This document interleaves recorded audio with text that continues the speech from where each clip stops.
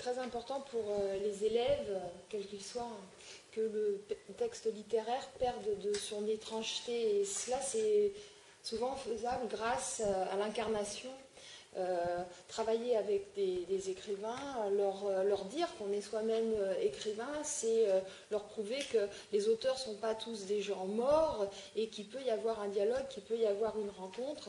Le processus d'identification alors peut se faire. C'est vrai que là, les élèves auxquels j'enseigne sont malentendants ou sourds profonds, et le fait d'avoir dans le livre que je leur faisais lire une héroïne qui avait choisi le mutisme comme forme de révolte, ça leur renvoyait un miroir extrêmement valorisant d'eux, et ils pouvaient ainsi donc s'identifier et avancer en littérature à travers les mots de façon moins complexée, parce que c'est sûr que le langage pour des enfants sourds c'est difficile, et c'est un pari magnifique parce que les élèves ont choisi l'oralité.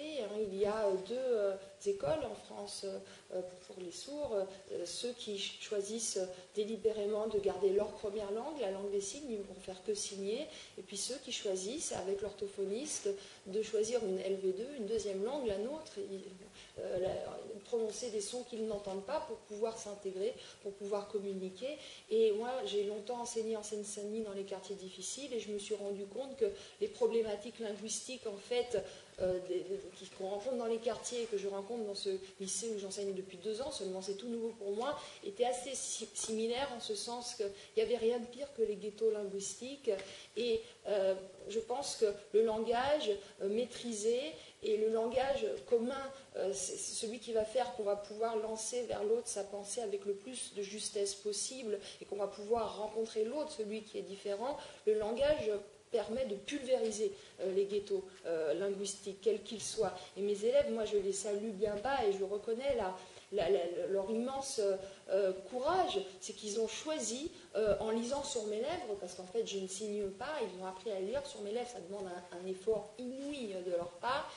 Ils ont appris à s'intégrer et à rencontrer le monde.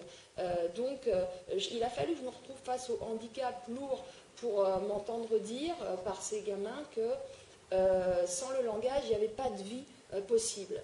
Et c'était absolument bouleversant. Moi, j'avais besoin de ça. À un moment donné, ça faisait 13 ans que je roulais ma bosse en Seine-Saint-Denis. J'ai adoré ce travail. Mes élèves sont montés sur scène, ils ont écrit de la poésie, il y a eu des échanges avec George Steiner, avec Daniel Mesguich, que des belles choses comme ça. Mais j'ai adoré, mais j'étais fatiguée à un moment donné. Et je me suis dit, il faut changer, voilà. Alors, c'est pas une planque, travailler avec des enfants sourds, c'est difficile aussi, mais c'est autre chose, et il y a quelque chose de vital et de très réjouissant pour moi, c'est cette confidence qui est de mon fait. Madame, sans le langage, on n'a pas de vie possible. Et à partir du moment où ce pacte de courtoisie entre eux et moi est signé, tout devient possible. Donc, voilà, ces élèves-là me bouleversent beaucoup, parce qu'on parlait tout à l'heure du poids des livres, du poids de la langue. Moi, il y avait toutes les raisons du monde pour qu'au départ, les livres pèsent très lourd et la langue me complexe beaucoup. Mes parents étaient des gens très modestes, qui n'avaient pas leur bac, qui n'avaient pas fait d'études, il n'y avait pas de livres à la maison. Ils m'ont adoptée quand j'étais toute petite. Ils m'ont dit très très peu de choses sur l'Iran, mon pays des origines. Et en fait, donc je suis une ancienne très mauvaise élève. J'étais en échec scolaire jusqu'au bac, en fait, que j'ai eu à l'arrache. Puis je me suis mise à être pas trop mauvaise après le bac, parce qu'il s'est passé quelque chose, je ne sais pas quoi. À ce moment-là, il y a eu une espèce d'envie d'en découdre avec le langage, avec les mots, et puis de reconstruire par moi-même une histoire qu'on ne m'avait peut-être pas suffisamment racontée. Et c'est quand je suis allée à l'université que là, j'ai commencé à rencontrer des maîtres, que j'ai eu une envie furieuse d'être heureuse comme eux, c'est-à-dire de pouvoir parler toute la journée à des gens, à des étudiants, et j'enseigne à l'université aussi, à des étudiants, de ce que j'aimais le plus au monde, donc la littérature. Donc je me suis dit, on va regarder de ce côté-là. J'ai passé des concours, je suis devenue professeure, et c'est à ce moment-là, quand j'ai eu une petite vingtaine d'années que tout s'est enclenché.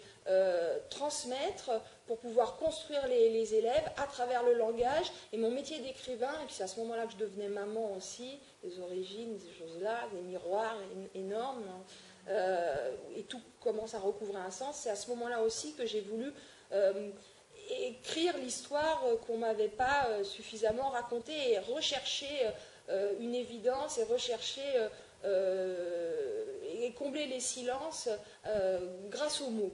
Et j'ai l'impression qu'à notre niveau, on marche sur des routes qui sont assez parallèles, mes élèves et moi, et nous nous construisons de et par le langage.